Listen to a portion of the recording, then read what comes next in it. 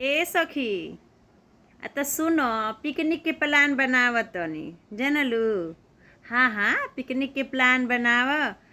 हाँ, हम तो सोचत हई लास्ट दिसंबर का कहत बाटू न्यू ईयर साथ ही मनावल जाई। प्लान कली हनी हमहू इहो कहत रहना। हाँ, अरे हमारे दूल्हा कहत रहना कि क्या करे के बा, जनवरी के फर्स्ट वीक रहेगा और न्यू ईयर साथ में मना लेना, तुम लोग प्लान कर लो। तो हम तो कह रहे हैं कि एक तो बर्फ़ देखने को मिलेगा, ऐसी बर्फ़ एरिया में मज़ा ही कुछ और आ जाए। तो नहीं ठंडा ठंडा एरिया दिखा दे पूरा बर्फ़ वाला। का कहत बाटू, तैयारी बना ली, टिकट निकलवा लो तुहरो।